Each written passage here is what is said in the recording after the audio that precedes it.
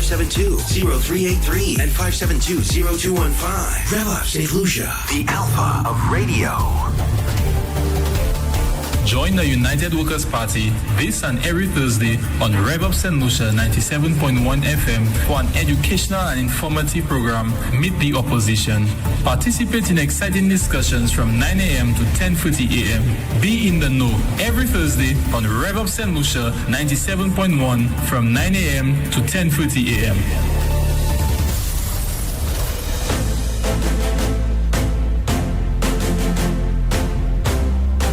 It's now time for Meet the Opposition, hosted by Lenard Spider Montoute. Mr. Montoute, a very good morning to you. Good morning to you, Andre. Good morning to all our viewers and listeners, especially those of you in the diaspora who continue to tune in and show concern and interest in what's taking place in your homeland. A special good morning to all of you around the island. And let me just say that today, I'm hoping we're going to have a very interesting discussion because I do not have a guest today, Andre, which means that I'll be opening up the lines a little earlier than usual so that we can, look at the various issues and so on. I want today to start off the program by looking at, the whole idea of representation and governance and where does it start? I have learned that the United Workers' Party, for example, the opposition, are planning sometime in the month of August to present their full slate of candidates in the Boulevard, which is their normal stomping ground, just as the market step is for the St. Lucia Labour Party. Now, I ask myself, what is the significance of that? Because I'm hearing quite a lot of buzz and anticipation surrounding this event. What is the significance of presenting their full slate of candidates? For my part, I think, one, it says that they are ready for the upcoming general elections. And after scrutiny of that team, we have to determine whether they are ready for governing St. Lucia in the next term, to come. Because at the end of the day, very often we simply vote for an individual or party based on allegiance and based on loyalty, blind loyalty, that is. Because, of course, you can justify loyalty in some cases, but in some cases, just blind loyalty. And I'm saying that if we truly care about our country, if our interest is our own quality of life, our advancement, our development of our country, we have to look at the people, the individuals who are presenting themselves. At the end of the day, there are several teams, I understand. Apart from the SLP, the UWP, there is the SNC, St. Lucia National Congress, a new party, I'm told, that is being formed, and they have claimed that they're going to be putting up 17 candidates as well. But apart from looking at the team, or quite apart from just saying I'm voting for this team, which is what some people do, I'm voting for UWP, I'm voting for SLP, or I don't know if SNC has any. Sorry to disturb you. So this new party, this is really happening? Well, yes, there was a press release on that, and Gina Matthews, who I realized was formerly Gina Cornell, who is the one who is the communications director of that party. Mm-hmm. She says that the symbol is the key, the color is orange, but she declined to name the leader. She said that will come later, but she declined as well she did not name candidates, okay? Mm-hmm. But she clearly indicated that they will be contesting the next election and will be filling in 17 candidates. Now, I thought the electoral department had weighed in on that, saying that they were not even aware of anything related to a new party. Well, the thing is, if they have not applied to the electoral department, then the electoral department would not know, but perhaps it is their intention to, and so they are making it public. Okay. And, it's not for me to pass judgment on them or their fate. I don't know much about them to begin with, but what we know is that there are two established parties. We have the St. Lucia Labour Party and the United Workers' Party. The St. Lucia Labour Party is now the government, or, the ruling party, and the United Workers' Party is the main opposition. The United Workers' Party is saying that come next month, they are going to present a full slate, that is 17 candidates, which means they are going to contest all 17 constituencies. Based on what we are hearing from the Prime Minister and leader of the St. Lucia Labour Party, The St. Lucia Labour Party will be presenting 15 candidates. Mhm. Never mind the fact that they tell you they're going to win all 17 seats. They're presenting 15 candidates, which says that once again, they're going to go into that arrangement with Richard Frederick and Stevenson King. Okay? And if that is the case, we can safely say that that's their slate of 17, the other 15 plus Richard Frederick and Stevenson King. Now, in making a determination, one might say, I'm UWP, so I'm voting UWP. So it doesn't matter if it's Andrea Spider that is contesting in my constituency. One is for the UWP, I'm voting for UWP. Others might tell you, I'm waiting to see who it is that the party is going to send in my area. I'm going to watch both parties, who are the individuals representing each party, and I will determine who I'm going to support based on the individuals. And when I say based on the individuals, not because you're better looking than me, Andre. I would imagine you would say so based on my policies, my plans, and so on for the constituency. Mm-hmm. To tell you the truth, for someone who is deep into one of the parties and with strong affiliation, I'm saying that that is the better approach. If we want the best for our country, I think that's how we have to do it. Start scrutinizing based on the individual who is presenting themselves to represent you.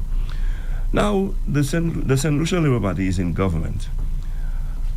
We can judge them on performance, whether they have delivered, and we can also judge them on their plans. What is it they intend to do or they are doing according to their plan? The same for the UWP. They have had an opportunity to be in government before. We can take a look at their past performance, and more importantly, let's look at what are their plans going forward. Now, we expect that both parties will present a manifesto come the actual announcement of a date for election when things begin to heat up, and that should contain the major policies and plans of each party. But in the interim, I had quite a number of people asking the United Workers' Party, what are your plans, what are your plans, what are your plans on crime, what are your plans on this, what are your plans on that? Now, I'm not suggesting to you that they shouldn't have plans, but I ask myself then, why don't we ask the people who actually control the levers of power, who have the resources of the state at their disposal, who have the responsibility to attend to those issues that we're talking about, why don't we ask what are their plans? Okay? Well, in the case of security, we don't have to ask that question because the Prime Minister has answered that question. He has told you that he himself doesn't have the ideas. He's asking for people to submit the ideas. Now, that's not the way it should be done.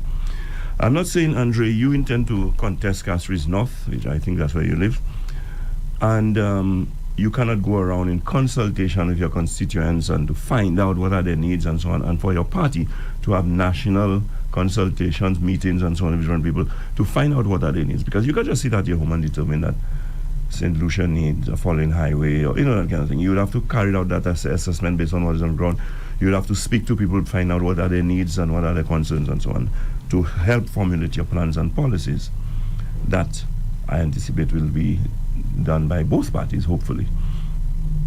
But, while you're bombarding the opposition, and the opposition, to their credit, have in fact articulated a number of plans, some of which have even been copied by or implemented by the St. Lucia Labour Party. I think we are failing ourselves when, based on partisan considerations, we give the government who actually determine what happens today or what does not happen a pass by not holding them to task, taking them to task or holding them responsible for their responsibilities, in the sense that we need to know what it is you're doing. Because they came into office, and I will tell you, they hardly presented any plans, say for example for security and all of those things. And if they did, clearly those plans are not working. You cannot be so rigid that even in the face of failures, you continue to do the same thing over and over, hoping that you'll get a different result. I would expect that by now, we would have heard from the government what is it they're going to be doing differently. Okay? Don't continue to tell me we have 79 recruits, we have 10 cars. That has not changed anything as far as the crime situation is concerned. As a matter of fact, some may argue it has changed for the worse, because things are getting worse when it comes to security in this country. And so I ask St. Lucians to carefully scrutinize, analyze, and evaluate the individuals who are presenting themselves. It is easy to do so for many. You have Dr. Ernest Hilaire. He has now developed a reputation, good or bad. He has a record of performance or lack thereof. I mentioned Ernest Hilaire, but that applies to all those who are in office right now. And so it is easier to analyze them. But the newcomers, and I'm pleased to say that on the UWP slate, there are 12 newcomers, but I'm also happy to know that there are 5 returning candidates who have been in government before, because the element of experience is also very important. But what's more important to me is when I look at the background of the individuals who form the slate of the United Workers' Party candidates, I am extremely impressed. Because you see, many will tell you that some of us jump into the political arena for personal aggrandizement, for self-benefit, for enrichment, for self-enrichment. But what we need is people who come with a genuine desire to serve and to make a difference, and people, for that matter, who have the capacity to make that difference. So on that note, Mr. Montoute, what criteria does the United Workers' Party use? I mean, since you're here, we're talking about your party, to determine the best candidate for a particular constituency. Okay, so what is it that you look for? The process, yeah, please. It will probably reveal the answer. First of all, we have in every constituency a constituency branch. Now it is the constituency branch that will write to the party to say that we have Andre Spider. It may be just you, or it may be you and I that are interested in running. They go through their own due diligence, scrutiny, that might involve surveys, that might involve interviews, and so on. And they will submit to the party one or more that they think are up to the task of being a good representative, and they submit that to the party. So the party, what would that be? So if it is, let's say, Andre and Spider, right, and what the party now will go through the party. When I say the party, at the higher level, the national level, the party now will go through a process. They themselves will do their due diligence, find out if Spider has any criminal record, but that kind of thing. I would have to submit, obviously, my CV, and they will probably find out if I did teach at the Crossley School, as I said, and whether I do have a degree, as I claim, and things like that. But they will also put you through interviews. And if at the end of the interview they're still not clear as to who, they would probably carry out a poll, right? So they find out what do the general public think. I say the general public in your constituency, right? Think about the two of us, and so on. Then they will make a determination, and the political leader. Hold on, The constituents now, what are they looking for in a potential district rep? What are they looking for, the constituents? Okay, someone who they think is genuinely prepared to serve, and in serving, the person has the ideas, the person has plans, and the person has leadership qualities, very importantly. And very importantly, what would those leadership qualities be? Okay, someone who can... What would really impress you? Right. You. For me, someone who can advocate on my behalf, because Andre, you have a lot of ideas, but you come here and you just sit there while everybody else making a case for their constituency, and in the end you come out with nothing. As far as I'm concerned, that's not good enough for me, you know. So when I say leadership qualities, one who can advocate on behalf of his people or will present his case or his cause. And leadership qualities also entail someone who can organize people, who can mobilize people, who can motivate people, who can influence people. And there are other leadership qualities, of course, in terms of getting things done, implementation. What about and character? Right. Okay. Forms a big part. And that character, shouldn't that character, one of the most important things about that character include something very important, and let me hear your take, keeping your word. Which you're talking about honesty. Okay, because that's dishonest if you say something or you make a promise that you don't intend to keep. So keeping your word comes under the general, for me, the general umbrella of honesty. Integrity. Yeah, honest. Right. Exactly. Very important, because that's part of our problem. So exactly, because I was going to say, so how do we explain now, right? Okay, let me just give you a little example. I mean, maybe a far-fetched example, but I'll get back to the point. I was reading yesterday in Trinidad where it seems the prison system has been compromised. They have recordings of prison officers actually warning those gang leaders inside there when they come in to make a sweep and so on. And I'm sure before these people get their jobs, these people are properly vetted and so on. Okay? Yeah. But how does that get past the system where somebody can seem to be, for all intents and purposes, you have people telling you, yeah, he's a good guy, as far as I know, this guy is a serious man and so on. How do these things, these aspects or these character traits get lost somewhere that people who are looking for leadership and so on, good quality leaders, as you said a while ago, they're good character and so on. How does that get lost in the system? I'll respond this way by saying, first of all, not a cop-out, not an excuse, but by saying that nothing is foolproof. So sometimes you may think you know me, you do all your due diligence on me. There's nothing in my background to suggest to you that I'm a rogue. But after the fact, I can change maybe, or be influenced and begin to do. Or just be a pretender. A pretender. And that's the thing. And I may pretend so well that you do not catch because it. Mr. Montoute, we hear it so often that they promise this, as the song say, you promet, CWP, let or whatever, and now say this and that and the other. This has been a perennial problem. Right. I'm saying to you, Andre, as someone who has been in that system, there may be occasions when you make certain promises, and your promise may be based on the fact that you do not have all the facts, all the information, and you think that it is as simple as just saying, I'll give you a phone, but you do not know, you have to go get a license, you have to this, you have to that. If that is the case, Andre, you owe it to me to come and explain to me why is it you cannot keep your promise.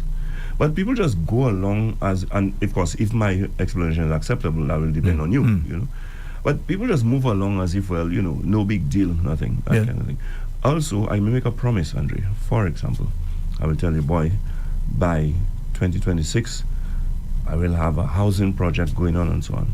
But I never envisaged or anticipated COVID, for example, which decimated the economy, and because of that, funds had to be diverted to other things and so on. You have to explain that to the people. The people have understanding. They will say, okay, fine. It's not that you did not keep your word. It's not that there were extenuating circumstances that were beyond you and you could not deliver. So I think that is very important. You use the appropriate word, integrity. If you have integrity, you would recognize that you said something to me and you did not deliver and that you owe it to me to. So during the vetting process that your party has in place, how do you now decipher whether that person, because it's really important to have integrity, how do you decipher whether that person has integrity? Okay, all you can do, Andre, is look at the past performance, the person's past. Is there any evidence in the person's past that suggests that is a person who is lacking in integrity? You look at the character, and even from the interview, I may ask you, so Andre, boy, if I forgot my phone here, I have no clue where I left it, and what would you do? You understand? I mean, I don't think you'll be stupid enough to tell me. You'll still, but let's assume you tell me, boy, I'm taking that phone from myself, I can never know it. You understand what I'm saying? It's not that simple and straightforward. I'm just giving an example. That tells me you're not a man of integrity. Now, here's the other problem. The person now doing the vetting at that time would hear a response like that, the example you gave, should set off alarm bells, right? That's right. Do you think now the people who themselves who are doing the vetting really care about those things? Well, they should, and I'm hoping that they do, and that the party will, and you see, that's the thing about it, that the party itself, the whole system depends on people, and people are flawed to a great extent, and people are not always honest, and people are always. But you have to understand, once there is one crooked person in the system, the whole system can end up being flawed. Exactly. And so we're hoping that that is not the case. And if you get it wrong, Andre, if you genuinely want to see the best for your country and for your people, you must be man enough to admit that you got it wrong and to correct it. You understand what I'm saying? And to correct it. For example, talking about integrity, and I have to say it because I'm the person who say, I will speak my mind and I will say it like I see it. When you tell me, like the Labour Party did, they vilified, okay, and condemned Richard Frederick as an individual, accusing him of all manner of things that are unsavory, and they turn around tomorrow, win an election, and make him a part of the cabinet. How do you explain that to people? Okay? You cannot tell me that someone of integrity would do something like that, especially when you have not come forth to the public and say, look, I said so and so about Spider, but I've since gotten certain information that proved what I was saying before to be wrong, or I have found out that Spider is now in the seminary, is holier than the Pope, and so, notwithstanding what he has done in the past, we can, exonerate him by the fact that he is a reformed, a changed person. You owe it to people to say that. You cannot come and tell me that Spider is a thief today, and tomorrow you have him counting my money. You understand what I'm saying? How you explain that? And you see, these are the things St. Lucians accept from our leaders. So when we ourselves have low standards, what we will end up with are low standards, because you accept low standards, And so there's the saying that you teach people how to treat you.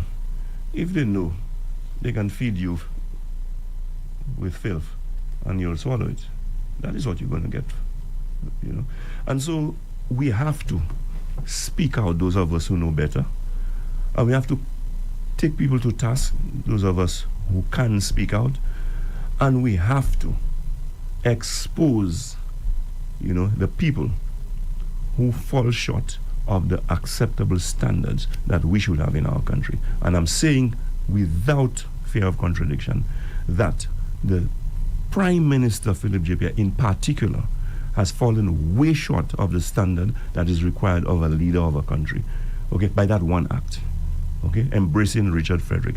Let me just say something to you. Of late, the cop-out that they're trying to use is, can you point out one statement Philip J. Pierre has made about Richard Frederick? Okay? Now, I'm willing to bet that he has, but you may not be able to find a recording because he may not have done it publicly. But he has not done it publicly. But he has been on every platform when people like Dr. Anthony, okay, Philip Lacorbinier, and others in his party were making those comments, okay? He never contradicted it. Since then, he has become the leader himself. And by the way, he was a deputy political leader then, all that time. He has become the leader since then.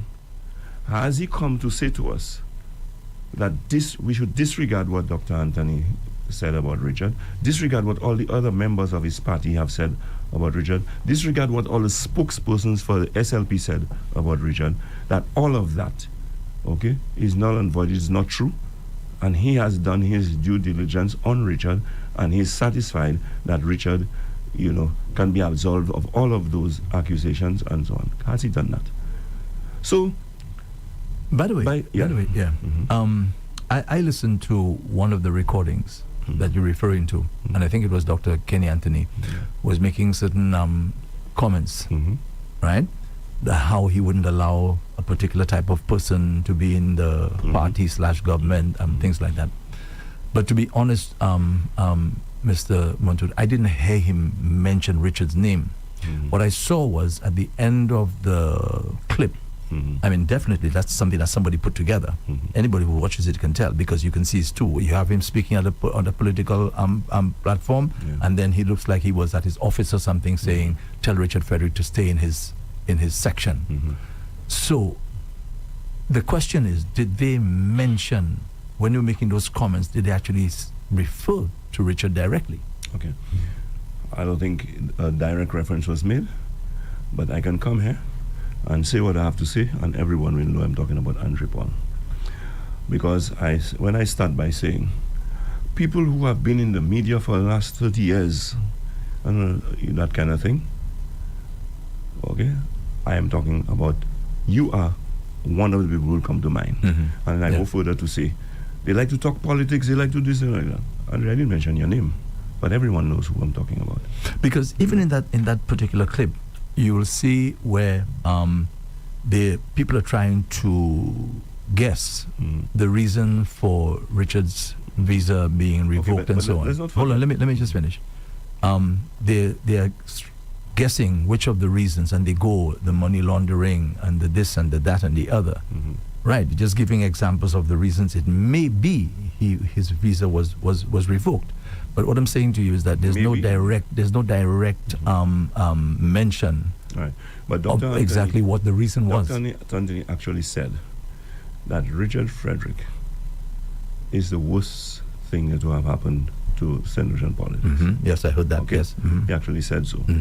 And then, if he goes on to say, for example, that I'm not going to have a money launderer and all of that Yes. in my cabinet, you can easily make the association. The next So let me thing ask you a question, a very important question. Yeah. Let's just assume Richard wanted to sue Dr. Anthony for that. Can that hold in court?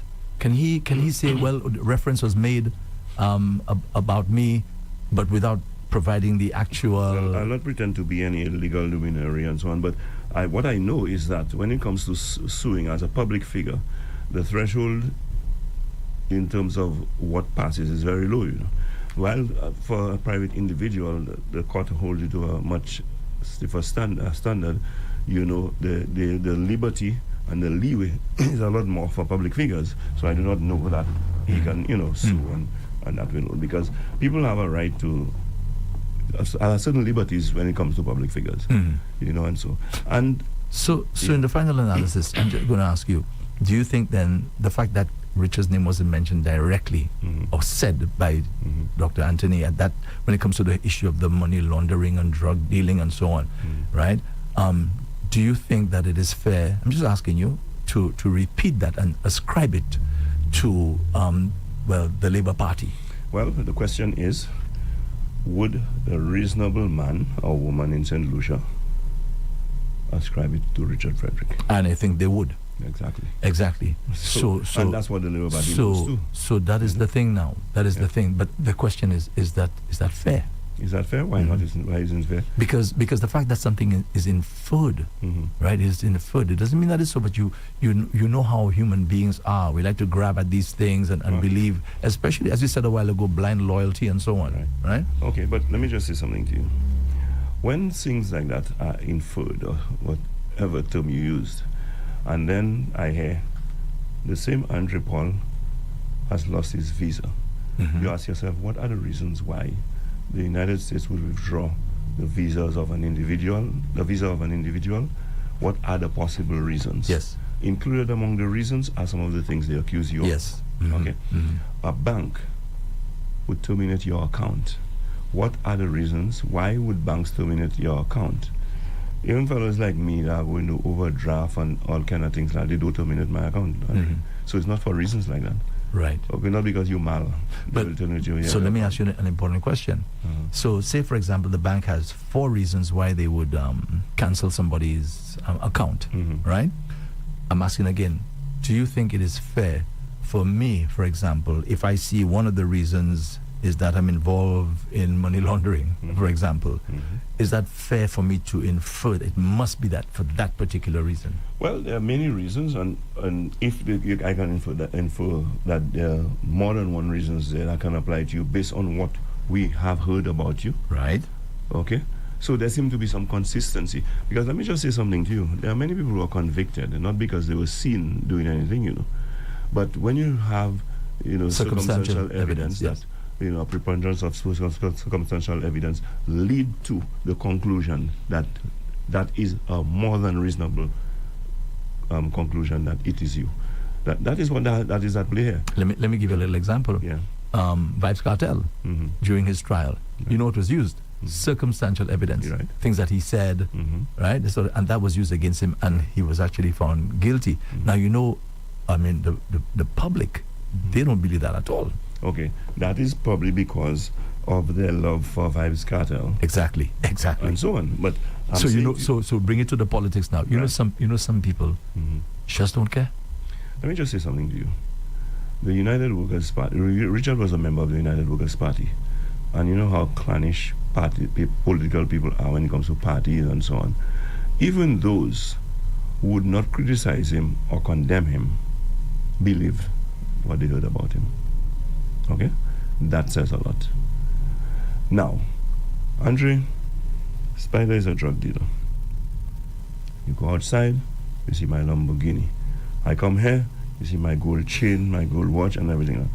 Andre, while there is that slim possibility that that's my grandmother's, that inheritance from my grandmother, but am I not adding fuel to the fire? I agree. You know, Yes. I mean, at the end of the day, you know, that's the thing about it. And a lot of things happen, and you do not come out to clear the air on it. Why? Because I can show you a receipt where my grandmother bought that chain whenever, whatever, is not, you know. But you know what the politicians do here? You know what we do here? We just sue. That's what we do. Okay. We just sue. There's no need to come out and to explain anything. So we why- just sue so who's why ever hasn't- making why the hasn't statement. Richard Frederick sued anyone? Well, I think he's in court with you. No, he's not. No? Let me tell you something. So what's the latest on that? What's the latest on that? Let me tell you something. Oh, no. Bravado, grand charge, big mouth, loud mouth things out there. Reality is something different, you know. Richard sent me a letter. Okay, I think I was in April, saying to me, on the letter, his sister wrote the letter, his sister is an attorney, saying that I have 7 days within which to retract the statement that I made and apologize. The very same day that I got the letter, I was on a talk show, and I made it absolutely crystal clear that no apology was coming, and I was making no retraction. As a matter of fact, on that occasion, I went further. Okay, I doubled down, if you want to call it that. I went further to explain why I said what I said. Okay? Andre, you know the number of 7 days that passed already? You know? But you see, let me explain to you why would he do that. Because, Andre, when you and I grew up, your parents have a little quarrel, and you want to intimidate them, put the fear of God in them. Now, well, papi avocabao. You know, they're going to send you a lawyer's letter.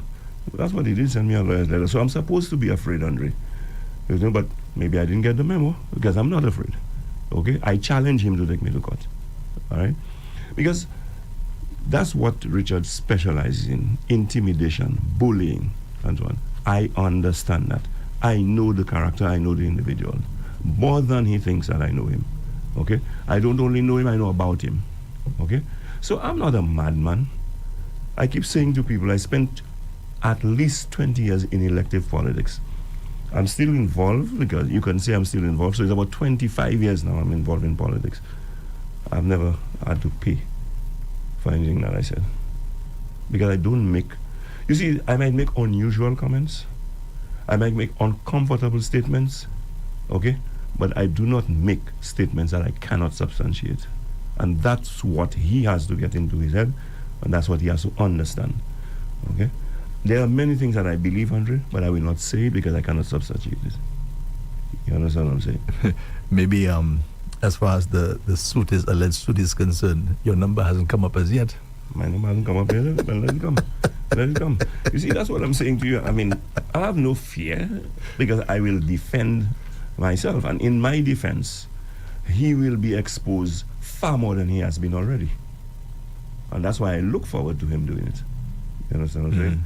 But you see, the average person will be intimidated by that, will or apologize and all that kind of thing. So my response to him was go to hell. You understand what I'm saying? Just to make it clear that I have no intention of apologizing.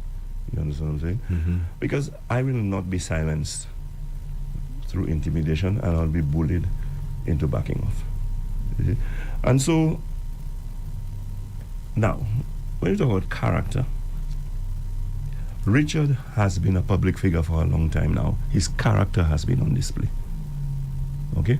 So I can safely, confidently, okay, without fear, make statements about his character that I can substantiate. Okay? Yes, and that is understandable and acceptable. But what I'm saying to you is that if the Labour Party didn't directly mention his name, it is unfair for the opposition now to ascribe the statements directly to Richard. That's what I'm saying to you. Okay. They said that Richard should be dismissed from our government when we were in government. Right. Because he's the worst thing to have happened to politics. Yes. Because he lost his visa, and the only reasons why you could lose your visa, they listed it, A, B, C, D, all of which were unsavory. You said they listed it? The St. Lucia Labour Party. There were clips coming out from their people telling you why could you lose a visa and all of that kind of thing. Right, exactly. But what I'm saying to you, they even went as far as saying there's a cruise ship, a warship in the harbor before the 2011 election. The point I'm making to you is that we never officially knew the reason for the visa being revoked. That's what I'm saying to you. We're just guessing as to one of the reasons that may apply to him. When you say we, you're talking about the public? No, I'm talking about your party. My party doesn't know? Yes, because it's your party. You're the ones making those statements right now. You're saying the reason you're saying that the Prime Minister said this, Dr. Kenny Anthony said that, and so on and so on, and basically saying, well, these are that it must be that particular reason. Okay. I'm saying to you that it is clear, Mr. Montoute, that was something somebody put together. You could see it's disjointed. Okay, let me ask you a question. Richard Frederick the lost his visa, was that something somebody put together? Yeah, that is a fact. Right, but I'm saying to you the reason for it, we don't know. He was up to now. Do we know, Mr. Montoute? Do we know? Stephenson King knows. He was asked. No, I mean, when I say that, Stephenson King might be listening and challenge me. You know, I said Stephenson King knows. Now, it was for him to decide whether he would tell the rest of us and to inform the nation. But it was sufficiently significant that he asked for Richard Frederick's resignation. Okay? So he asked for his resignation today, and you're going to embrace him and put him in your cabinet tomorrow, when you have told me nothing that has exonerated him. Nothing. Okay? That is the point I'm making. Philip Pierre's party called for his resignation. Okay? And they even had a difficulty with him contesting the election. Okay? Yeah. So, at the end of the day, when you talk about principle, is that a principled position? You see, we now give people passes and turn a blind eye to a lot of the things that are in our face, and we don't talk about it. It is uncomfortable to show up somebody like that and so on, but our Prime Minister is an unprincipled man. Now, when I say so, challenge me. He is an unprincipled man. He is a dishonest man. When I say so, challenge me. Okay? Because a dishonest person is a person who does not keep his promises, is a person who tells lies, and I can give you examples more than you care for that he publicly tells lies all the time. And to you in particular, I mean, we're talking to Andre Paul now. Yes. He has told lies to Andre Paul on more than one occasion. I can say that. Yes. So okay. So I'm saying to you now, let's be fair. Yeah, you just said there that such and such a person is unprincipled and don't keep their word and so on. Yeah. Right. But doesn't that same thing apply to the United Workers' Party? That they are unprincipled people, they don't keep their word, they tell lies and so on. Andre, the party, you know how many times... I don't know what the membership of the party is, but that party, I'm prepared to say safely, a party of hundreds of people. There are unprincipled people in the party. These are not the people you want to present as leaders to our country. That is why, Andre, this present UWP got rid of Richard Frederick. No, you misunderstand me. The point I'm making is that from time immemorial, people have been saying that they, whether it's your party... Politicians lie. They don't keep their word. Okay. And that's one of the biggest disappointments for the electorate.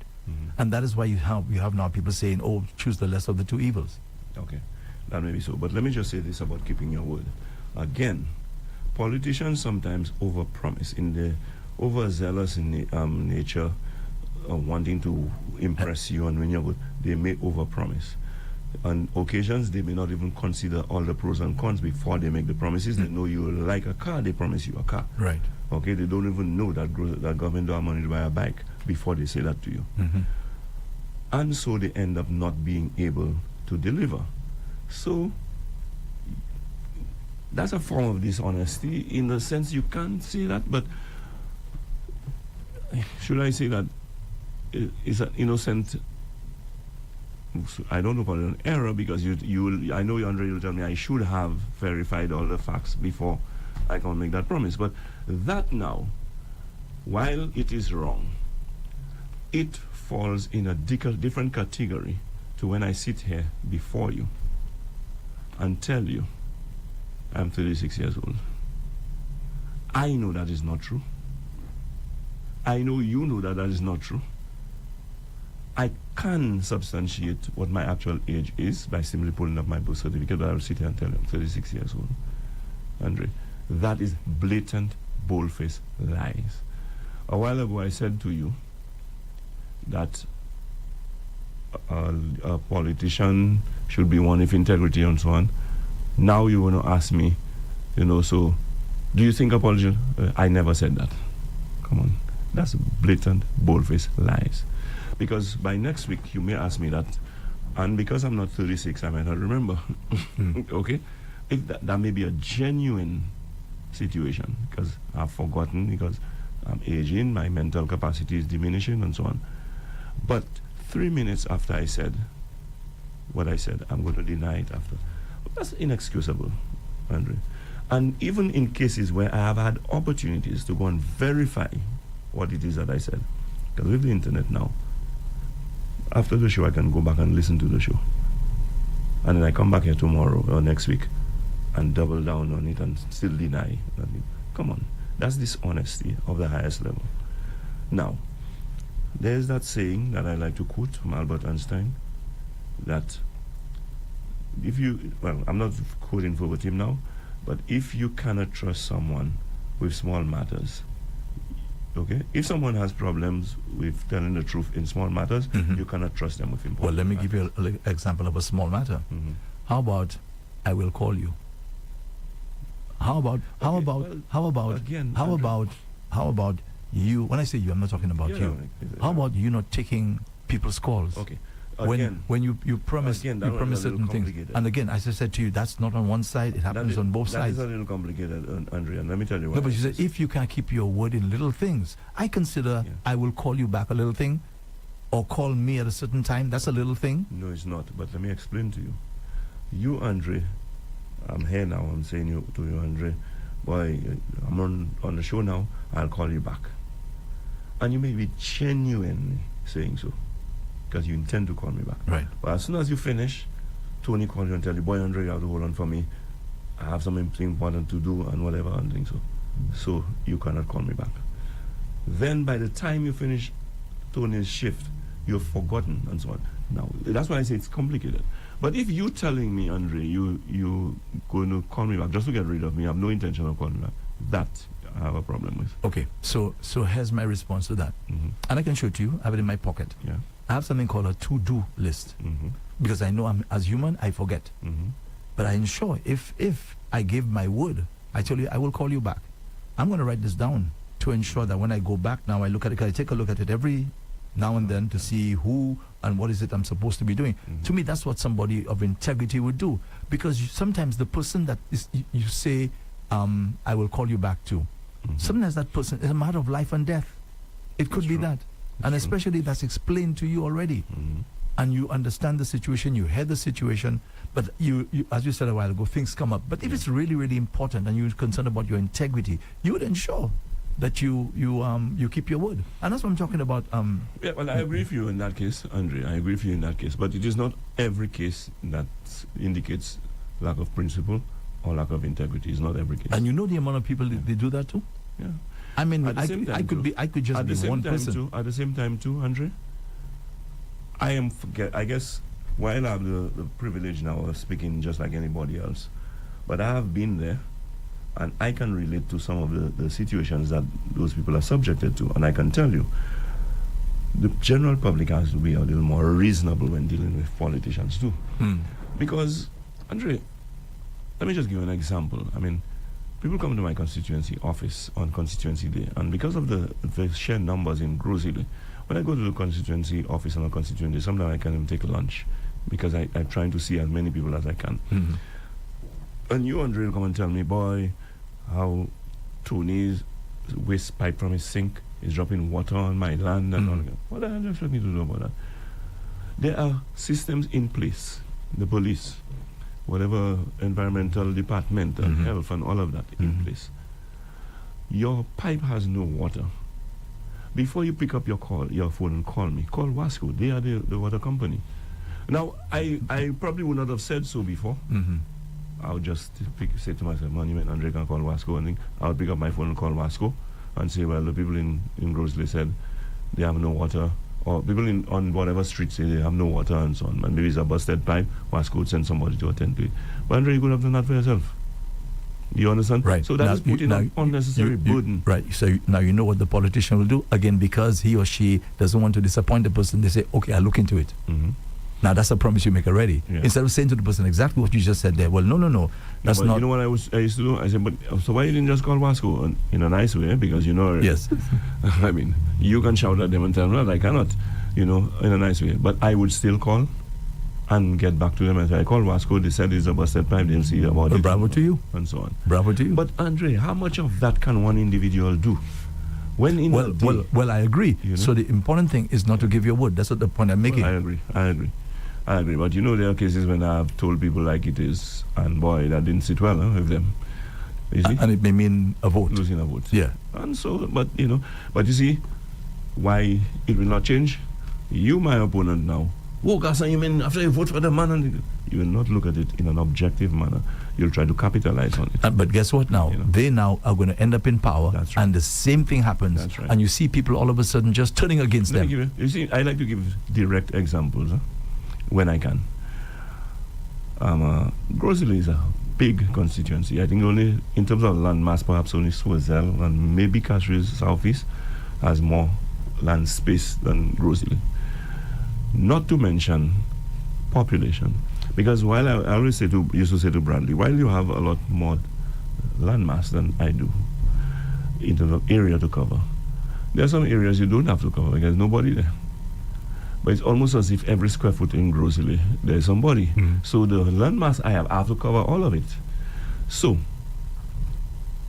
Andre lives in Lafayette. As a 6 months I see the rep and whatever. When he wanted my vote, every day he was there and all that kind of thing. Now you pass him with your windows up. You had already. So, now Andre, let's be real. When I was campaigning, that is what I was doing full time. People leave their jobs, they do everything, and that's what they do 24/7.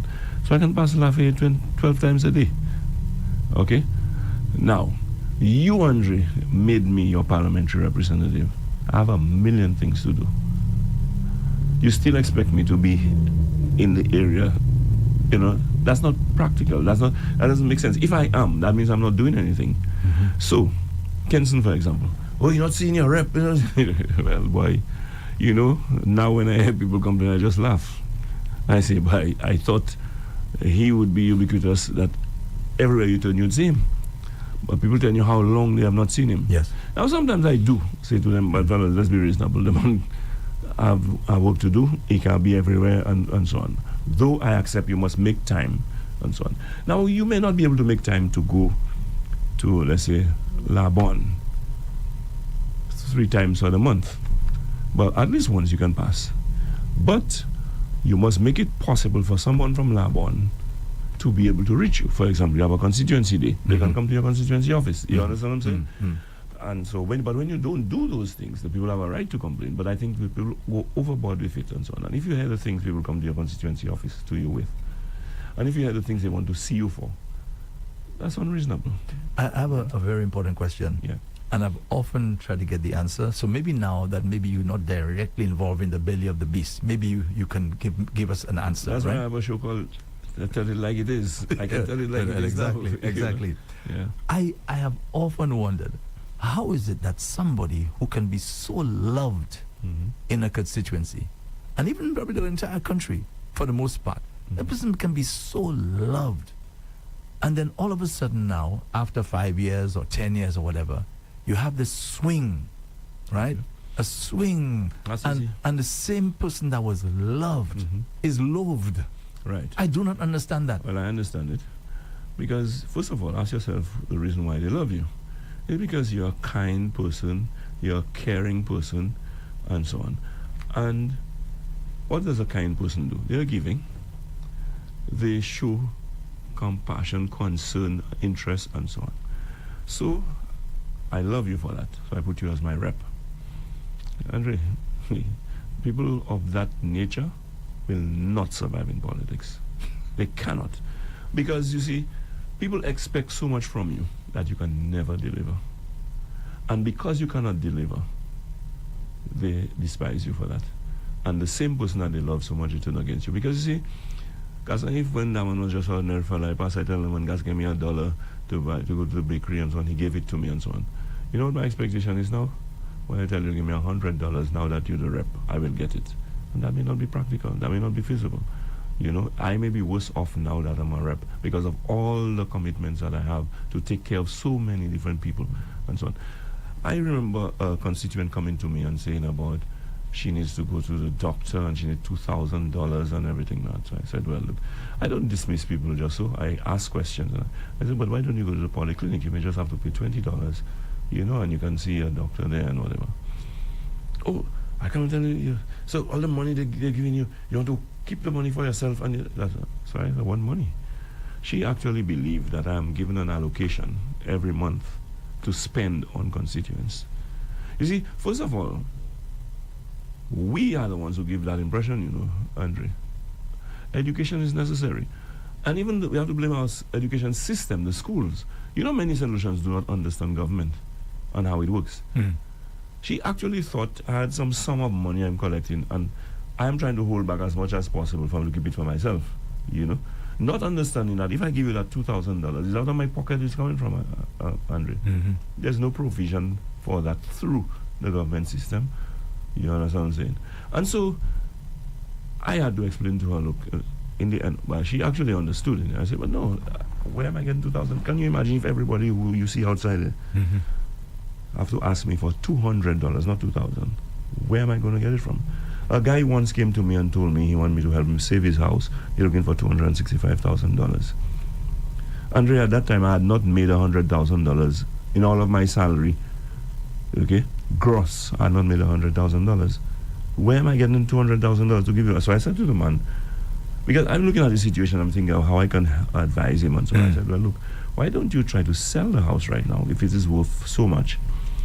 Pay off the $265,000 and see if you can buy, even if it's a little plywood thing, you be able to balance on. But it won't cost me off so badly because he come to look for help, and that's what I'm telling him, sell his house and all that kind of thing. But we have to educate our people to make them understand. But you see, the unrealistic promises that we make lead people to believe that we can do those things, you know. So you said something a while ago that really got my attention. You said that if you're kind, if you're compassionate and caring and so on, you said that you cannot survive in politics. So why is that now? Why is it that you, before elective politics, you could be kind and compassionate and caring? Okay, well, let me so what causes you now, when I say you, I don't mean you directly. So what happens now that you cannot, if this is part of your character, as we spoke about earlier, why can't that continue? Okay, let me tell you a few reasons why it cannot continue. Let me go back to you. Like, you might be too young for that, but Gregor Mason represented Grocery in 1974 and 79. Kindest person I've heard, very giving, and so on. A lot of which came from his personal wealth.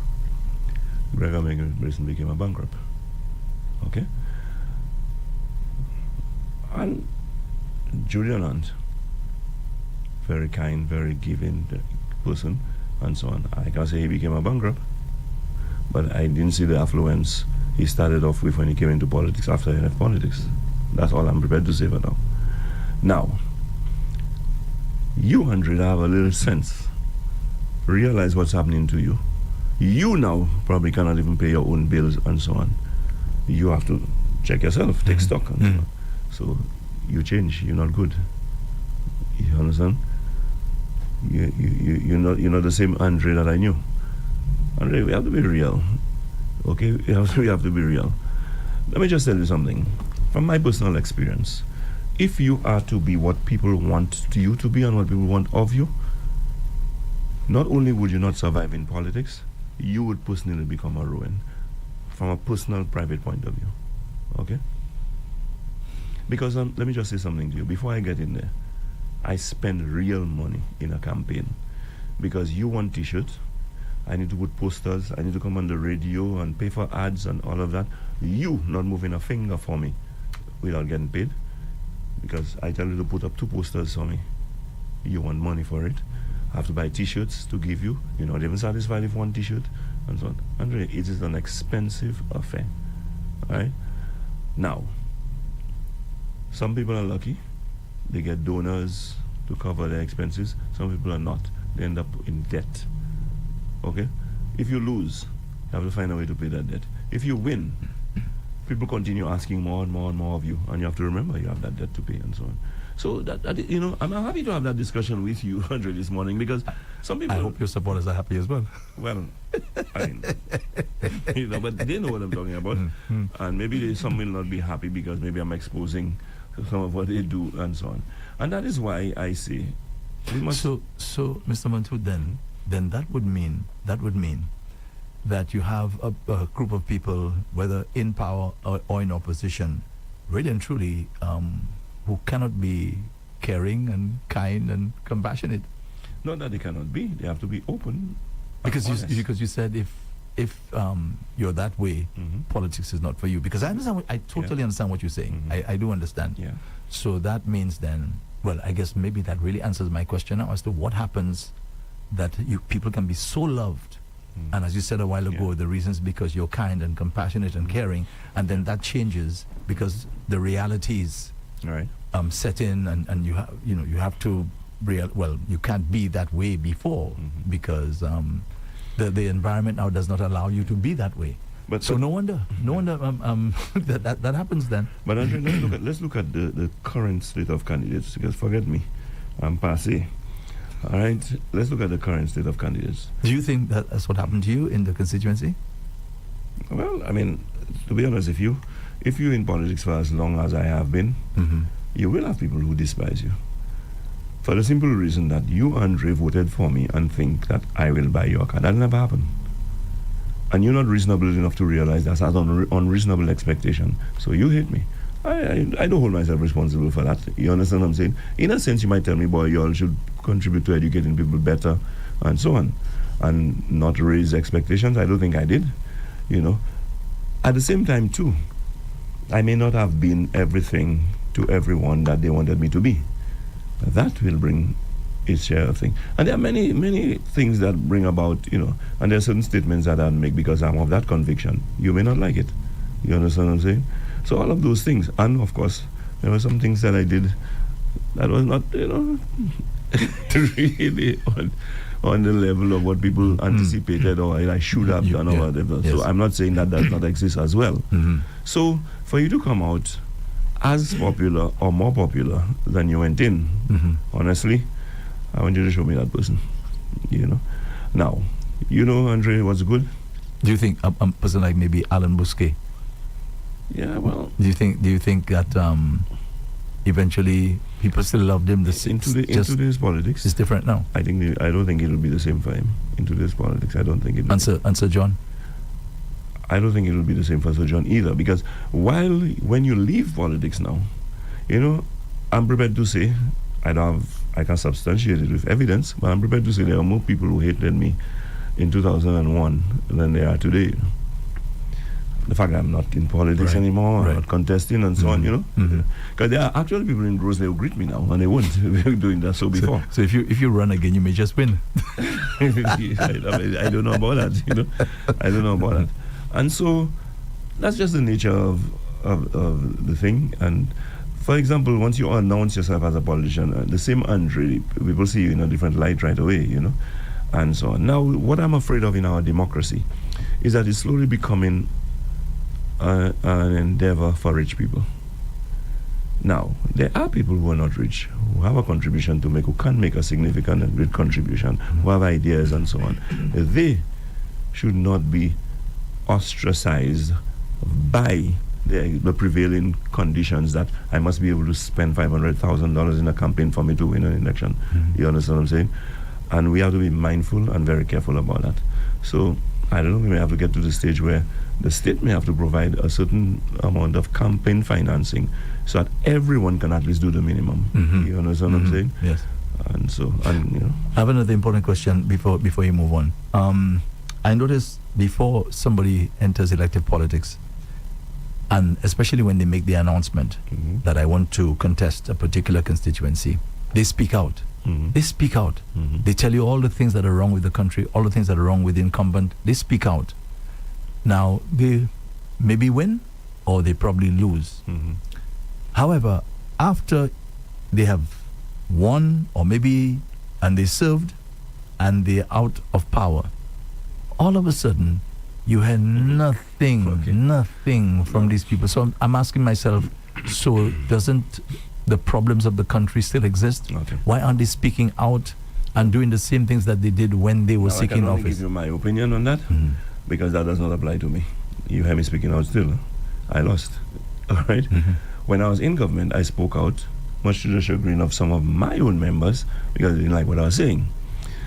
Now, the average person, I would say, come and offer themselves to you. You rejected them. That's what you actually did. You voted for the other guy or lady. And so I lost. You know the natural human reaction. By Andre, to hell with you. Yeah. If you suck salt, that's your problem. I don't want to know. I can take care of myself. To hell with you. That might be the answer. You know. I accept that. You know, and so at the end of the day, even when what happens a lot is guys who are even pious, I would say, have principles, have positions on certain things.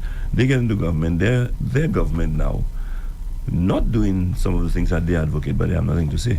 You understand what I'm saying? Because they would not speak out. Now, I'm not suggesting that if your government said they would not be selling sugar to St. Lucians, and when they come in, they are selling sugar, you have to go out there on a campaign against your government. But from within, I expect you to start a discussion and say to them, look, man, that's not what we promised, that kind of thing. And if it is significant enough and they ignore you, I expect you to, take it to the next level. And that's how I see it, But for example, if it is that, for instance, that the St. Lucia Labour Party has told Honorable Emma Hippolyte, we're not agreeing with your principle that video lotteries should not operate in St. Lucia and all of that, that kind of thing. And given how strong her sentiments were against that, based on her religious beliefs, convictions, and so on. How come she has not said anything? She put us on notice, Andre, those were her words. I'm putting St. Lucia on notice that all of those video lottery machines that were brought in by Mr. Montoute, will not continue to operate, That's what Emma told St. Lucians. Andre, guess what? I found out. I lost the election. She won. I don't know if that had anything to do with it. But after she won, she, as Minister of Commerce, Emma Hippolyte, granted licenses for the continuation and licenses for additional machines. And St. Lucians have nothing to say about that. That same person can come and face us tomorrow and say we should trust them. These are the things that I highlight that are uncomfortable for many people, that many people do not talk about. I saw poor you, Andre. Philip J. Pierre sat with you at HTS when you told him about the $1,500 he promised you'd give instead of the $500 that UWP gave. He never said such. Unfortunately for him, the internet is there. I don't know where you pull it from, but you're able to bring it up with him saying it. And that's before AI. So he can say you weren't created something. Just last week I saw the man do that again. So I said maybe it's a thing. Well, not me. Andre. He was there with No, his you host. were there. You were there. So he did it in front of you again. So I said maybe it's, I said to my wife, it's an Andre Paul thing that man. That's not something you would do to everyone. The man sat here, said something and denied, Well, in fact, he said prior to a journalist when asked about the impacts report, that's not your business. And he sat in front of you, Andrew, and said, you think I'm going to tell people that's not a business? I said, and not even a question they asked him, He brought it up out of the blue and lied about that. Okay? He in the House said that the United Workers' Party borrowed money from the NIC. When challenged by the leader of the opposition, he said that's not what he said. He said they used money from the NIC. And what was worse, the Speaker of the House supported the man, and said that is not what he said. He said borrowed, Whereas, okay, now let us assume in the 30 seconds that elapsed, they forgot what was actually said, both of them. If Alan Shastney, the leader of the opposition, is insisting that was said, there's a simple procedure. Just there are recordings being done, just rewind. And we're not rewinding back to April last year, Just rewind a couple seconds and you'll hear the actual words and so on. You see, these are the things that I have a problem with. I really do have a problem with it. And dishonesty is something that irks me. And the fact that I'm dealing with you, Andre, and I do not know if I can take your word, I do not know if I can trust you. Trust is everything, And the trustworthiness of this current government, in my book, is zero, Let me ask you another question, Yeah. Mr. Montoute. Don't you think, since we're all human, and we forget, shouldn't we, the public, right, and that includes you and everybody else, cut the politicians a little slack? Yes, we should. And to allow for instances where you forget something. Yeah, I agree. But after I remind you and show you evidence and proof, you still denying it? Now, that's a different story, Andre. So it's not about memory lapse. It's about a character trait that is called dishonesty. That's what it is. And we call it what it is, Andre. I know you're a very lenient, very generous person, but let's call it what it is. That is dishonesty. And when a man is so blatantly dishonest, it says he has no respect for you, Andre. Because, I will be here with this cup, look at you while you're watching the cup and tell you I do not have a cup. Andre, what does that tell you in terms of what I think about you? I have no respect for you to be doing something like that. And that's what the Prime Minister does to us. Okay? And so, Andre... I realized earlier I sort of disturbed your train of thought. Yeah. You were going to talk about some of your candidates. Candidates, so yes. I just want to just remind you. Yeah. Now, credit to Alan Shastney. He knows some of the candidates better than I do, because he would have interviewed them, interacted with them, gotten their CV, and you would call him to tell him what you know about them as opposed to me, and so on. And I can tell that I don't see yes men among them. Most leaders surround themselves with yes men. Okay? And I can tell some of those guys are guys with revolutionary. When I say revolutionary, I don't know about guns and war and things, so mind me, because already we're in this season where people take everything out of context. When I say revolutionary ideas, think what people refer to now as thinking out of the box, and and he is prepared to embrace that, okay, and have those guys as part of his team. He knows there's no question that some of those guys will challenge him. But if a leader is big enough to accept that and want to embrace that, that redounds to the benefit of the country, because we, in the end, are the ones who are going to be the beneficiaries by getting better representation in terms of what comes out of his government. Let me ask you a question on that. As a leader, and I'm glad you made that point, you will have people come in to challenge you, not challenge your position, right, but to say to you, Honorable Prime Minister, I don't agree with that. Right. I think we're heading in a wrong direction. Okay? From your experience, do you come across people, leaders, right, who are willing at that particular point in time now to be humble enough, right, to say, okay, I think you have a point there. Okay. I will tell you, make an about face. On several occasions, Alan Shastney has come to us with a position, and in the end say, okay guys, well, I agree. And he may say something like, well, I didn't look at it that way or something, and has agreed with our position. And he has been challenged on many things. In the end, he made his case, and we say, okay, we'll go with it. And I don't want to divulge cabinet information, but I think that one can pass if I say it. Like when he came, he said in the campaign that we're going to eliminate VAT. Okay, we discussed it and we agreed to it and so on. But when he put his cabinet together, okay, not everybody there was a candidate, and there were questions about we're going to lose money and we're going to do this, and he was able to justify his position, you know, that kind of thing. So in other words, his reasons to you all made sense. Made sense, yeah. And so I have opposed things in cabinet, and in the end, okay, when the arguments were laid, I saw it. I must also tell you that in the end, even after the arguments were made, and my skepticism, you know, understand what I'm saying? But So how do you feel now a leader should act when, against advice from his fellow cabinet members and so on, he decided to go down a particular road, which ended up being a total disaster? How do you think a leader, a true leader, would act in a situation like that now, when the thing that he was warned about ended up being exactly what his colleagues said to him would happen? One, I think he should be humble enough to acknowledge that he erred in not taking the advice and so on. And number two, he should be prepared to face the consequences. That's how I see it, you know. Because while you are the leader, never forget you're part of a team. You understand what I'm saying? And team means that while you are spearheading the effort, it is a collaborative effort.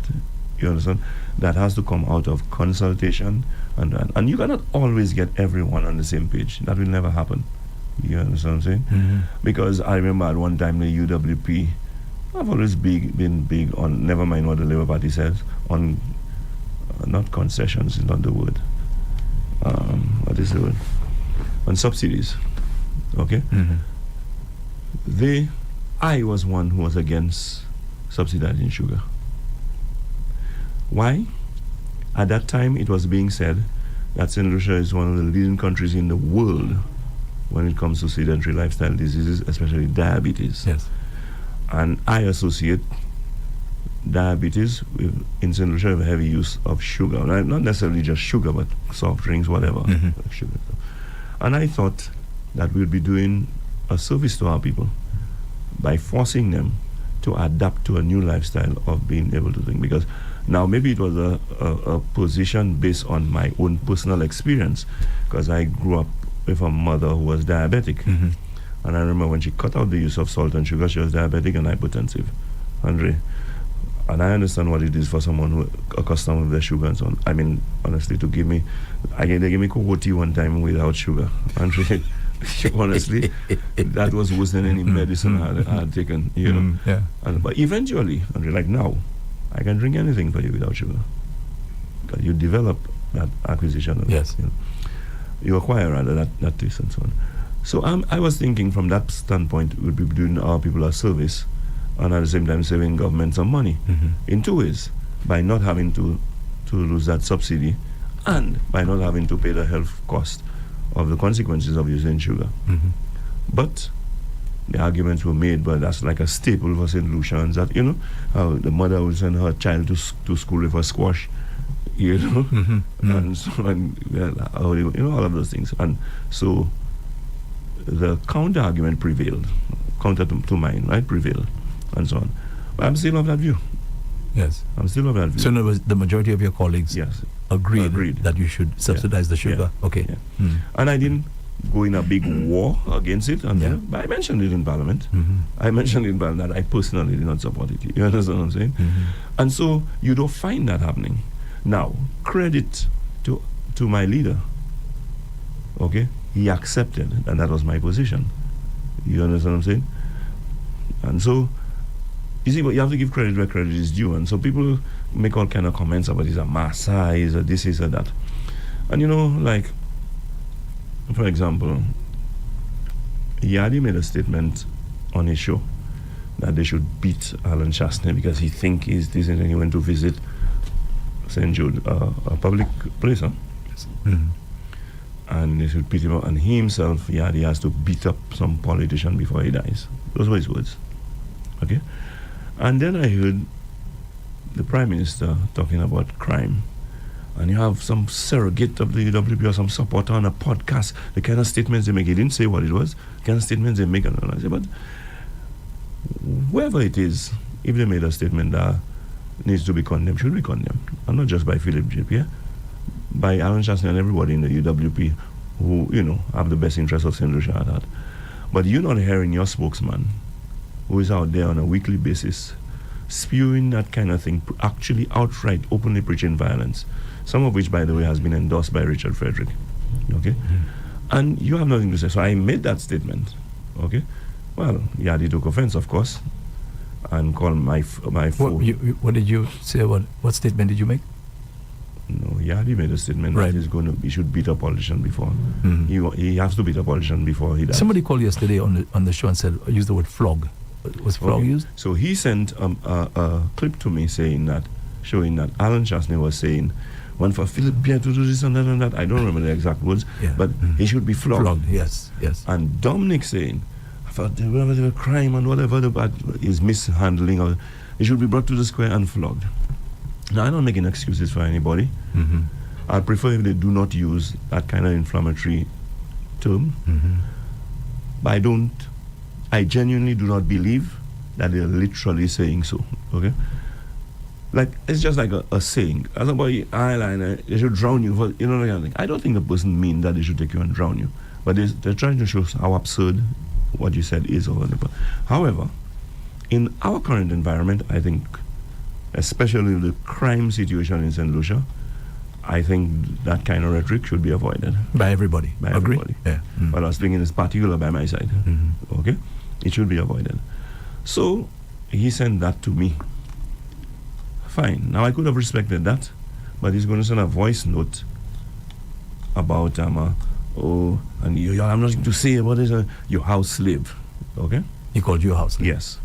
And then he sends I didn't respond to that because I figure, okay, if you reached there with me already, you're not prepared to have a discussion like you're doing it right now. And you challenge me on it, Andre. You tell me by everybody. I have no choice but to agree with you if I'm genuine. But if you're going to start calling me names and so on, I'm not going to continue that discussion with you. But I didn't respond. He further sent another clip about how, fellas like you are afraid of you. So you realize where the violence coming in already. So what did you have to do with that now? Why was he... I said Philip J.P. should make a comment about what Yadi said. Okay, all right. He said he should beat a politician. That's on your show. Your show, yeah. And so he would send another, fellas like you, what you think you are? I'm not afraid of you. I'm a bad man since I born, and all kind of shit like that. So I called him. I said, let me tell you something. Do not send any messages to my phone. Do not call me. All right? Because I'm not interested in having discussion with someone like you if you're thinking. And by the way, you're making veiled threats already for a bad man thing and all that kind of thing. It's in your mouth, you bad. I don't have time for people like you. I hung up. Okay? He tried to call me back. I did not respond. And he sent me another series of messages. Okay? Now, the thing about it, I'm saying, we have to be consistent, and that applies to the opposition as well. In speaking, we are very loose as to some of the things we say. And deep down inside, we probably do not mean it. But consider the consequences, the possible consequences. Because we have young people now who seem not to have a conscience, who seem not to have any sense of reasoning, that kind of thing, a sense of propriety and so on, that would do anything. Okay? I watch the Sufra Carnival going on, and a riot broke out, and I'm seeing police is present with guns in their hand, and the fellas still getting on, Yes, I saw it. Cussing and getting on and doing. And I said, no. But Andre, in your time, once you see the police, you're like a saint already, as if you were never the one that fired a bunch of away. Exactly. Walk away. And so it means that we have a serious breakdown that has taken place in our society, and our leaders should not contribute further to it, but should do everything to try to rein it in. Yes, I agree with you, Mr. Montoute. Yeah. 100% on that one. Now, people will say to me, but you use a lot of inflammatory language. I don't. If I come here and I'm very passionate about saying, Andre is biased because he didn't give me my credit for saying so, I will say that, and I may say it passionately. Now, you may not agree with me, but you can't tell me I'm wrong in saying that Andre said so. You understand? That's what I do. And if Andre has told a lie, I say, boy, when Andre said that the program is 3 hours long. That is not true, and Andre knows that. I will do that. But, at the end of so I take people to task, and it's very unwelcome, and it's very discomforting to some. And just I hope he's listening. In terms of Yadi, clearly, Yadi knows that statement is not right. Yeah. It is inflammatory, by virtue of the fact that he sent it to you. So he knows that. Yes, exactly. Albeit, he still decides now to use that inflammatory language. Yeah. So there's no excuse for that. And you see, what I keep saying to all and sundry, if you're looking for somebody to intimidate, try somebody else. Nobody's going to intimidate me. And I'm not going to be silenced by any bully. Okay, we're still in a democracy, and I will exercise my right in my democratic society. And even the government, which I know can affect me, okay, because they have, that will not make me cower. Because I must survive. I hope they're hearing that. And I wonder if Yadi believes that those statements that were made by Dominic, etc., did he condemn those statements? Well, he is condemning it. Right. But then if you hear the things, he himself is saying. Exactly. So I'm saying that makes no sense. It makes no sense, because if he knows that using those words was wrong, he can't make it right because he's now using them. But again, you see, I guess when we are angry and we don't think before we speak. Yeah. Now, Andre, going back to the candidates, what I would like to see, I've been saying so now, I know you're going to tell me, yeah, now you live politics, you're not in it. It's easy for you to say that. I've been saying so from when I was a candidate. I believe there should be debates among our candidates. What I like about the debate is, I go on the platform now, Andre, and I say whatever I feel like. And I'll spend the day talking about what I like sports, I'll talk about sports the whole day. You, Andre, don't get a chance to hear what I have to say about crime. You don't get a chance to hear what I have to say about cost of living. You get I'm more comfortable talking sports, so that's what I will do. And so, as a leader, your community you're looking to lead, the people, it's not just about sports. I want to know, as my representative, what are you going to do in regard to housing, cost of living, jobs, all of those things matter. So they put me, and the whole thing about it, I'm in a controlled environment now. People like you will come there to ask the questions, not my campaign manager. You understand what I'm saying? So when, like, for example, when you have a fellow now sitting here asking the ministers questions, I mean, that's a joke. Quite apart from they probably discuss the question and everything beforehand, he will not even entertain a real question, that someone is of actual concern to the public and so on. But in that setting. Why do you say he wouldn't entertain it? Because he makes it clear. He says, ask your question. So let's be fair to him. He says, ask your question. Okay, fair. So I withdraw that. If he allowing people to ask questions, but he himself, if it was just about him asking questions, we know his people do. All right? He's not going to ask anything he thinks that would be embarrassing to his minister, and so on. And I'm not saying that about him to suggest to you that it's different on the other side, Andre. I'm just saying, generally speaking. But expect me to point at him before I point at my side. So that applies both ways. But when you are in a setting where, if it is the media that picks certain media personnel to be the people asking the questions, or if it is, let's say, some organization like the Chamber of Commerce or whatever, and they pick their person and so on, I strongly suggest that be done. I remember one time the National Youth Council talked about it. They contacted me. I agreed, and so on. But Emma put it back out, And so I know Alan Chasney, especially our leaders, especially our leaders. And you ask me why I say especially our leaders. Andre, you're underestimating the powers of a prime minister. The prime minister can take you and make you a minister tomorrow, That's how much power they have. So I want to hear in particular from the leader of the party, because he sets the tone. He almost has a certain amount of leeway and latitude that can directly affect my life, even if I don't come from the constituency that he's representing. So I strongly believe, I'm advocating, and I don't know whether my people are comfortable with that or not, but it's not about them, it's about our interests. I'm advocating that there should be debates, especially among the leaders, Why are there the politicians seem a little reluctant to have those debates. Let me tell you, in opposition, they always want it, Andre. Oh. Except for last election, it was raised, and Philip J. Pierre didn't indicate that he was willing. But I would quicker debate you as if I was still in politics. I'd much prefer to debate you as the opposition, as opposed to being government. Mm-hmm. Andre, you come in and debate me as the opposition. You're not responsible for anything. You have no fault in it. You can criticize everything and so on. Whereas, meanwhile, the panel holding me responsible for the fact that I didn't rain today. You understand what I'm saying?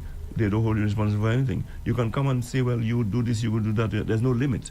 You have an advantage, I must say. But still, at the same time, let me hear if it's outrageous nonsense you come in with to say, well, you're going to solve crime, by putting a police by every house and, that kind of foolishness that we know we don't have the resources for and that kind of thing. Mm-hmm. Let me hear what your plans are.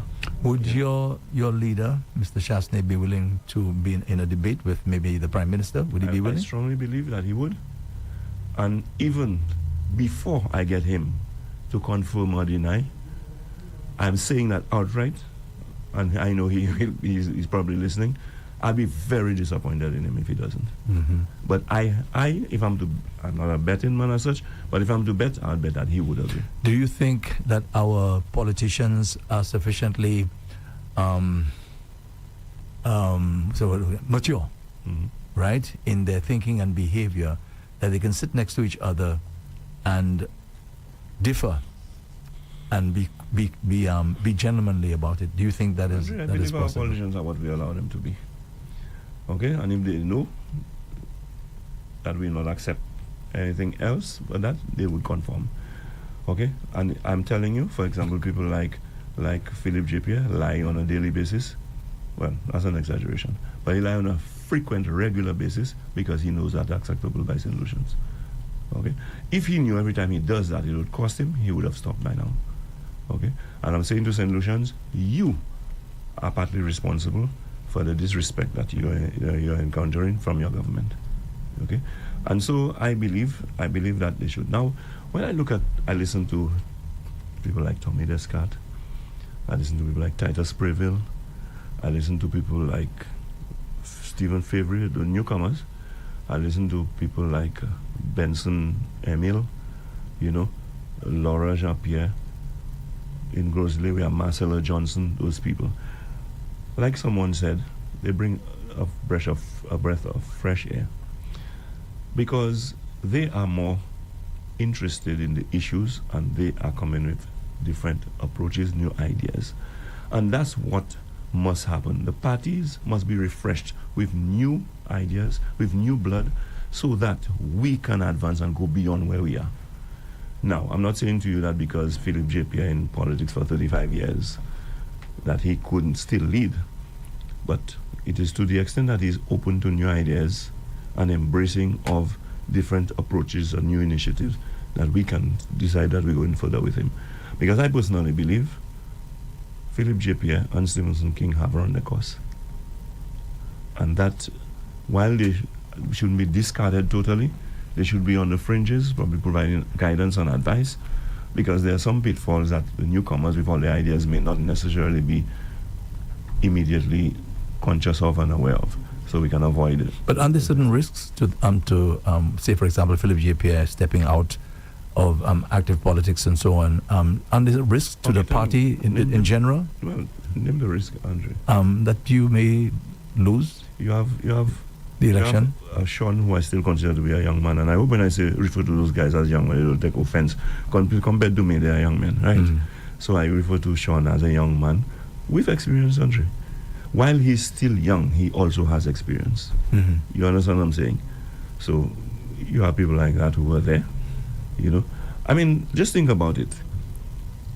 Can you say to me that Philip Pierre as a leader provides any inspiration? Don't answer me, Andre. I did plan to. Because I know you would. I did plan to. I know you would. But I can tell you, it's emphatic no. He does not. Does he sound like someone who is up to the requirements of today's world in terms of, where we ought to go, the thinking that we ought to have? He does not. You understand? And when you go out there and you cannot present yourself in a certain manner, first of all, you are dismissed. You are not respected. And that makes all the difference in terms of what you can and cannot do for your country.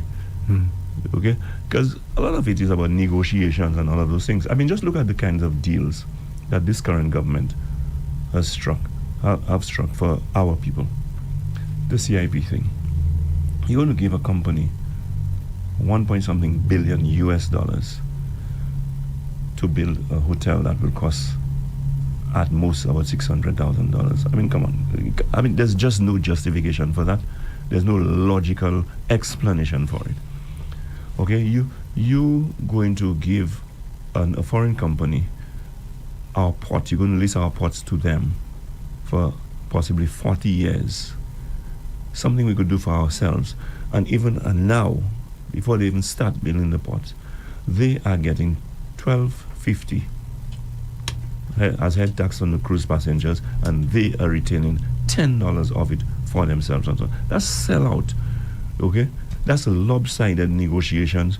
That is like, it's almost like, you meet a little child, you bluff the child, make him give you 5 cents you make him give you his 50 cents for 25 cents or for 5 cents, and you run away laughing because the child doesn't know better. You tell him, okay, let's say for example that coin is bigger, the penny is bigger than the 10 cents, so give me that one, I'll give you a smaller. That's what happened to us. That's in effect what happened. That's what people used to do to children before. The 10 cents is that small, the penny was that big. I'm giving you a bigger money. They give you the penny and they take your 10 cents. Our government has put us in that situation, and so we cannot continue like this. I mean, we need people who can hold their own, on the world stage, and when they do go out there to represent us, they give us proper representation. Our government has failed us. Crime, domestic, yes, but look at the handling of crime. We cannot continue like this as a country. And on top of that, all they are succeeding in doing is destroying what are the vestiges of proper governance and all of that, like democracy and so on, by destroying all institutions in this country to suit their interest, to suit their benefit. Meanwhile, it is working against us as a people and as a society. And we must be mindful of those things, and we must, take a stand and, say. So I want to say I look forward to that meeting in the Boulevard. I wanted to discuss a few more things there, but I see the time is rapidly running out on me. And so, talking about governance, I have already publicly commended the Alan Chastney administration when they were in government to have passed legislation to remove any statute of limitation on government officials being taken up on wrongdoings. Okay? Because, for example, certain laws will tell you after 3 years, if you didn't take me to court after 3 years, Andre, that the statute of limitation has expired, you can do nothing about it. That they are passed laws that, in some cases, that does not apply. You will be liable irrespective when it is discovered. I think that's commendable, because that will force people to be more cautious, more careful about the wrongdoings and the things that they do. And there's this case in Trinidad, and I know Guy Joseph brought it up on my show, earlier in the week. And I just wanted to look at it because of its significance, in the scheme of things when it comes to governance. In governance, the government in itself, the cabinet, cannot run the whole show. And that's why you have government institutions like the police and all of that. And you also have statutory bodies like SLASPA, like Sports St. Lucia, like national lotteries that run things for government. That's so they're quasi-government institutions that run the affairs of the government. And the government now appoint people to boards that will run those institutions, but there are laws governing the running of those institutions. Now, there's this case in Trinidad where I was just looking for the title there now, okay, where there were some board members of Sports TT, I think it is. Mm-hmm. It's a board dealing with sports in Trinidad, and the board members were fined by a court, each of them $40,000, okay, because the court found that they had not lived up to their responsibility as board members. That is by asking the right questions and not just serving as a rubber stamp to the government. So if the minister says he wants to do that, it's wrong, so you just approve of it and so on. They ended up paying. Okay? Now, that is a landmark case in the sense that it sets a precedence. So don't be surprised if in St. Lucia, someone decides that, look, let me not beat around the bush. If someone decides, for example, that the National Lotteries borrowed $80 million, okay, they said for World Cup, upgrade of facilities, so on for World Cup. Nobody has given us a detailed breakdown on how that money was spent. Nobody cannot tell us what were the procurement guidelines, how contracts were issued, whether there was tender or anything like that, the amount of the contract. Nothing. We know nothing about that. Was it proper to have done what they did? Did they follow all the financial guidelines under the Finance Act to spend that money? All of those questions have to be asked. And if they are in breach, board members can be liable. And it's important that I make that point. Because you see, some of us just go along with it. It's our party, they appoint me to the board, the minister wants it, and just go along with it. No. Your responsibility is to put a check on the minister if you notice and you know that he's doing something wrong, that you ask the right questions and you bring to his attention what the proper procedures are. And so I'm saying so that those of you on boards do not think that you're exempted from liability or responsibility when you go ahead and participate in wrongdoing by endorsing things that you are asked to do by your government or your minister, simply rubber stamping it and think you can go scotch-free. It's only the minister that will be taken to task. That is not the case. And that is what this case that I wanted to discuss, says here right now. And in that case, even the company that was issued the contract, was asked to refund the government I think the contract was $34 million.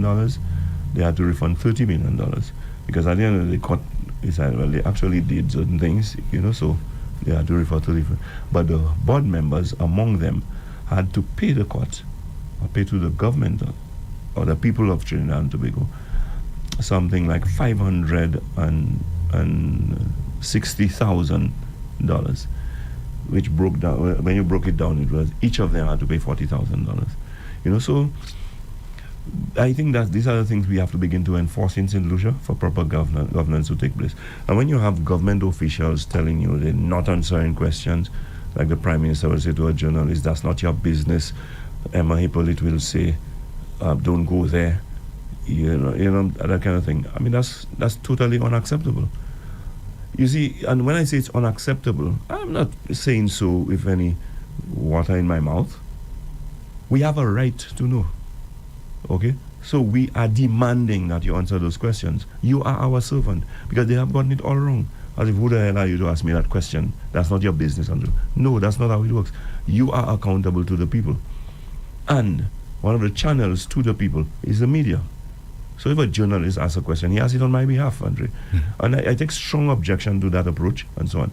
And that applies to any government that comes into office, because when we condone that, the other government comes, does what they do, okay, and simply use silence as a cover, that I have no questions to answer, nothing to explain. Well, if you're above board, you have to be accountable. And you have to be transparent. And to be accountable and transparent, you have to be prepared to explain to the people and divulge to the people exactly what it is you're doing on their behalf, and so on. And so, at the end of the day, I look at also the issue of crime. People don't like to talk about it. By the way, you broke your promise, You said open the lines early today. Oh, sorry. Discussion. Andre, thanks for being there. I have to accept that. I accept that, Andre. Please let's open the line. Can you give out the numbers so that our people can call in? Yes, I certainly can. The fixed line is 572-9710, 572-9710. That's the fixed line. Or you can WhatsApp 287-0971. WhatsApp is 287-0971. Again, the fixed line, it is 572-9710, or WhatsApp 287-0971. Mr. Montoute, you have a call already. So you'll have to use your headphone? Yes, I will. Yes. Okay, I was just reading a message there. I thought that was interesting, but I will forget it for now. Oh boy, I have some issues, man. Welcome, caller. Hello, good morning. Hi, morning. Mr. Montoute. Yes, good morning. Two observations that I've made that I'd like to just put to you. When listening to, for some strange reason, on a Sunday evening, when listening to y'all are always freezing. I don't know why.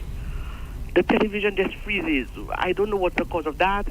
But, this is a time that a lot of persons who cannot get out, they're listening to you all, and then all of a sudden this thing freezes, and it freezes for over an hour or more sometimes. I don't know what's the reason for that. But it doesn't do that with other programs. Okay. Well, I will not jump into any conclusions now and make any actions, but I will bring it to the technical people's attention. It's always freezing, and to me, I don't know. No, I'm not jumping to any conclusions. So leave that alone. Yeah. That's one. Yeah. Two, another thing, I noticed too, sometimes you all are so excited in bringing out your slate, the slate of gentlemen and ladies that you all have, that you all call the gentlemen, but you all forgetting the ladies. Yeah, I didn't mention Marcel. I didn't mention Marcel and Laura, but I'll have to be more mindful of that. Yes, please, because I'm a lady and I'll always be pro-lady too, eh? All right. Good. Then the third thing, Mr. Montoute, yes. That's between you and me as a secret. Mm-hmm. So Andre is not supposed to hear that, but listen carefully. He's not listening, don't worry. Be careful with how you speak sometimes because they may use it against you. For example? For instance, you were saying the cons of being a minister. There are pros and cons. Now, Andre, good, he's good at picking you.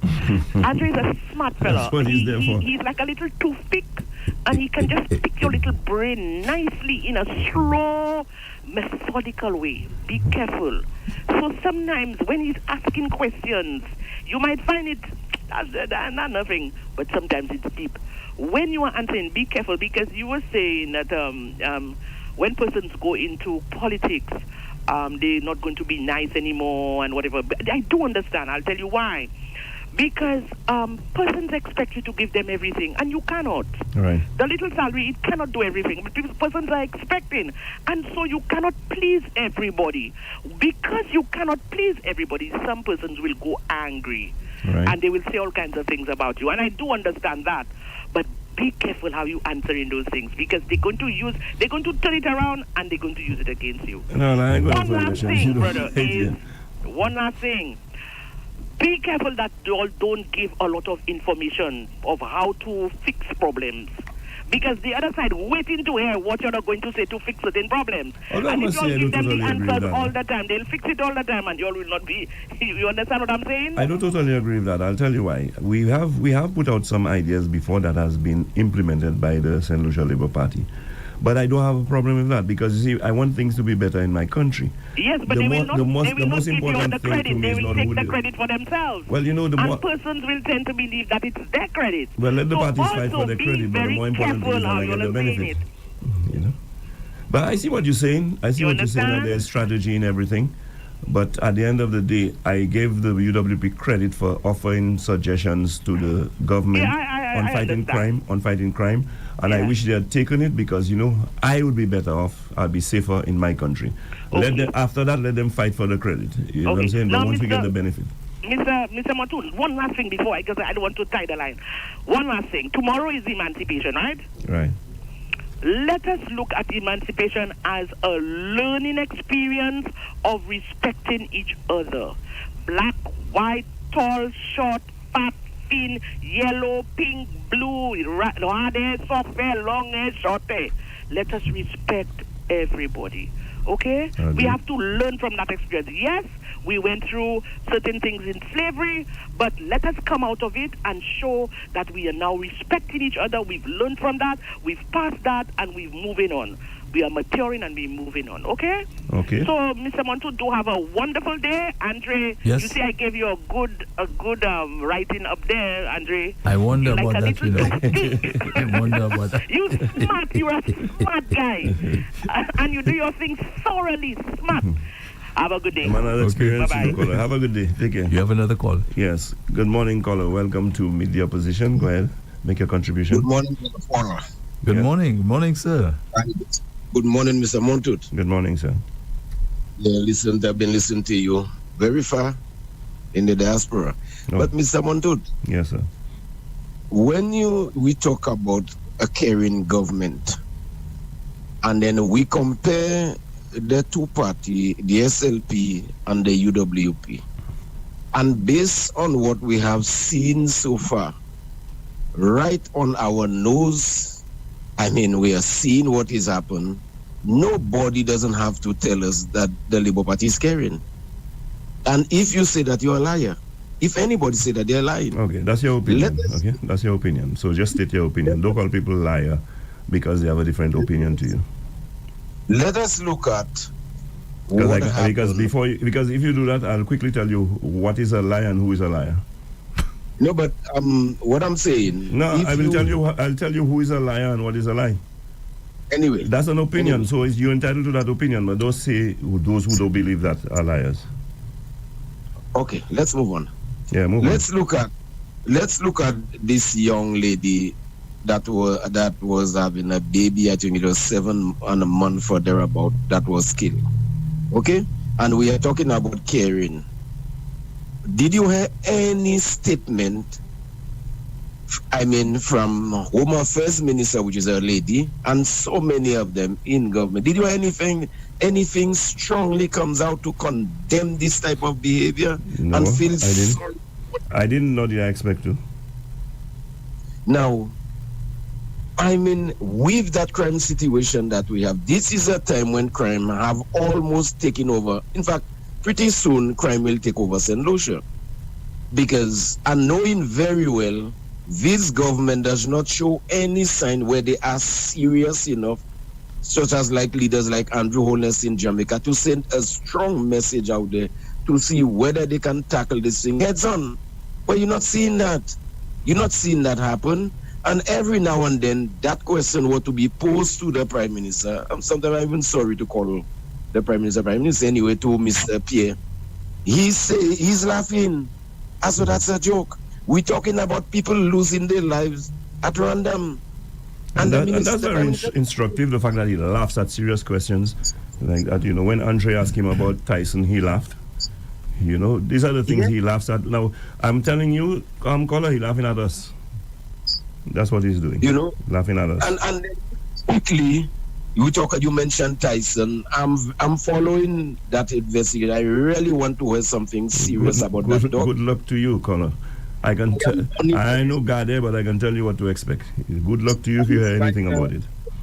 Yes, but I know sometimes there are certain things we said and we almost say it like a joke. Since we are so accustomed of any investigation, nothing comes out. I said from the beginning, the French should be the one do the autopsy, whatever it is, and comes out with an investigation, not the police in St. Lucia, which a lot of people don't trust. Right. Not the police, not even the government. You understand? None of them. And I am waiting. And if something, credible is not coming out in terms of the death of Tyson, Officer Tyson, definitely we know that the government there is something to hide in this. I'm living with that there, but I'm still monitoring what happened. Have a blessed day. Thank you very much, caller. Okay, we have another call. Yeah, good day, caller. Welcome to Media Position. Go ahead and make your contribution, please. Yes, Mr. Montoute, I just want to ask you a quick question. You talk about little lies. If somebody tells a little lie, then you cannot trust that individual again, right? No, I didn't say that. Okay, what is your point? Or you always have that saying about the little lie. What is it? Remind me of it again. What he did is not a little lie. That's blatant, bold-faced lies. I said to Andre, there are sometimes you may say something and you can consider it to be a lie, but it's because maybe you didn't consider all the facts and so on. In other words, what I'm saying, there are different degrees of lying. But when somebody lies to your face, okay, knowing differently, knowing that you yourself know differently, is because they don't respect you, and that is what the Prime Minister does over and over again. Mr. Montoute,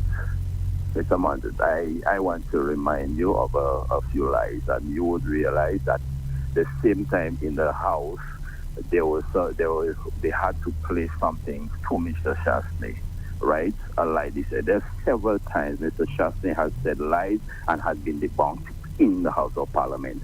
I remember one night you said something, and a caller called you. You said you never said it, and that has gone viral when you had to take it back.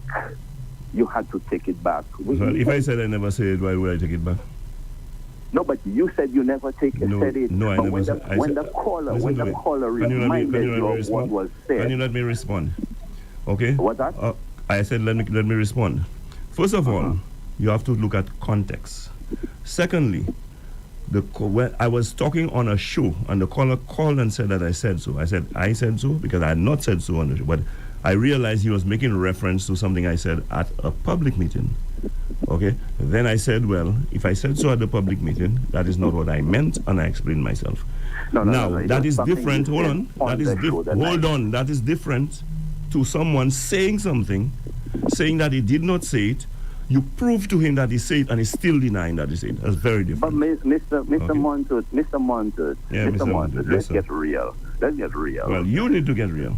I'm fully real with you. No, you are not real. Anyway, let's not try and decide what's real and what's not real. Make your point. A lie is a lie, no matter where it is said. A lie is a lie. So you're suggesting there are not degrees of lies? Are you suggesting that there are not degrees of lies? A lie is a lie. I heard you. I am asking you a question. Okay, stop repeating yourself. Answer my question. Are there not various degrees of lies? No degrees of lies. If you tell a lie, you tell a lie. Well, I disagree with you on that. Okay, fine. I disagree with you on that. Degrees of that. Fine, I disagree with you on that. Let's move on. Yeah, now let's move on. You're talking about being in politics, you don't have to be nice. Something to that effect. I may not be able to Again, you're misquoting me. Let me just say something to you. If you cannot quote me accurately, do not quote me.